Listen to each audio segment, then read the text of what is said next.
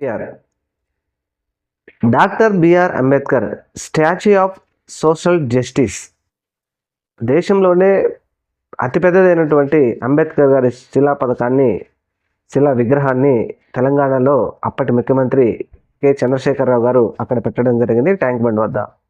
ఆ తర్వాత అలాగే ఆంధ్రప్రదేశ్ రాష్ట్రంలో కూడా doctor BR Ambedkar statue of social justice పెట్టాలని చెప్పేసి ఎక్కడ స్థలం అని ఎంక్వైరీ చేయగా విజయవాడ నడిబొడ్డున స్కూల్ని సెలెక్ట్ చేశారు. ఆ స్కూల్ దగ్గర ఏర్పాటు చేశారు. దేశంలో అతిపెద్ద డాక్టర్ బిఆర్ అంబేద్కర్ విగ్రహం అక్కడ పెట్టారు.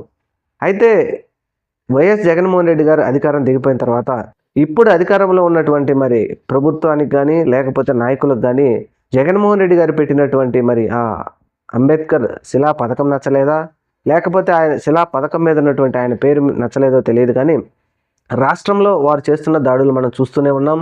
రాజశేఖర రెడ్డి గారి శిలా పథకాల మీద దాడులు చూస్తూనే ఉన్నాం. వైఎస్ రాజశేఖర రెడ్డి కానీ వైఎస్ జగన్మోహన్ రెడ్డి గారు కానీ వారి నేమ్స్ అంటే పేర్లు ఎక్కడ కనిపించినా వాటిని పగలగొడుతూ ఉన్నారు. మరి అలాంటి సంఘటనే ఈరోజు doctor BR Ambedkar statue of social justice పథకం దగ్గర జరిగింది. అక్కడ ఆ పథకం ఓపెనింగ్ సమయంలో జగన్మోహన్ రెడ్డి గారు ఒక స్టీల్ దాంతో అక్కడికి వచ్చినటువంటి అతిథులు మరియు అప్పటి ముఖ్యమంత్రి గారి పేరు అందులో లిఖించడం జరిగింది. దాని మీద ఇప్పటి టీడీపీ గూండాలకి మరి కోపం వచ్చినట్టుంది. రాత్రికి రాత్రే అక్కడికి వెళ్ళేసి అక్కడ పనిచేస్తున్నటువంటి వారందరి ఫోన్లు స్విచ్ ఆఫ్లు చేసేసి కరెంట్లు ఆపేసి ఆ పేరును పగలగొట్టడం జరిగింది.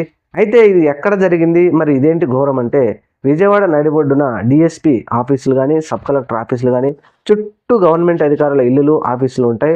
నడిబొడ్డున మరి ఇది జరుగుతూ ఉంటే పోలీసు వ్యవస్థ వారి హౌస్లు కానీ లేకపోతే వాళ్ళ ఆఫీసులు కానీ అక్కడే ఉంటాయి. ఇంత జరుగుతూ ఉంటే మరి పోలీసు వారికి తెలియదు అంటే వారికి తెలుసు, ఇది పక్కా ప్లానింగ్ మాత్రమే చేశారు. అయితే ఇక్కడ ఇప్పుడు ఉన్నటువంటి ప్రభుత్వం వారు తెలుసుకోవాల్సింది ఏంటంటే ఏదో statue of social justice doctor BR Ambedkar గారి అక్కడ ఓపెనింగ్ చేసినటువంటి పేరు తొలగిస్తే జగన్మోహన్ రెడ్డి గారు ప్రజల్లో నుంచి పోతారనో, లేకపోతే ఉద్దానం కిడ్నీ సెంటర్ దగ్గర ఆయన పేరు తీస్తే జగన్మోహన్ రెడ్డి గారు ప్రజల మనసులో నుంచి పోతారంటే అది అంతకంటే తెలివి తక్కువతనం ఇంకోవట్లేదు. ఇది మరి ఇంత ఉన్మాదం ఈ టీడీపీ గుండాలకు ఎందుకు వస్తుందో తెలియదు. ఇలా అయితే ఒక చట్టం తీసుకురావాలి. ఆంధ్రప్రదేశ్ ప్రభుత్వం ఇప్పుడు మీ చేతిలోనే ఉంది కాబట్టి ఒక చట్టం తీసుకొని వచ్చేసి ప్రభుత్వం ఇంతకు ముందు ఉన్న ప్రభుత్వం చేసినటువంటి శిలా పథకాలు ఏవైనా సరే మొత్తం తీసేస్తున్నామని చెప్పేసి ఒక చట్టం చేసి ఆ చట్టం ద్వారా డైరెక్ట్గా తీసేస్తే అసలు ఇంకా గొడవే ఉండదు. ఎవరు ఏ పార్టీల వారు మాట్లాడరు.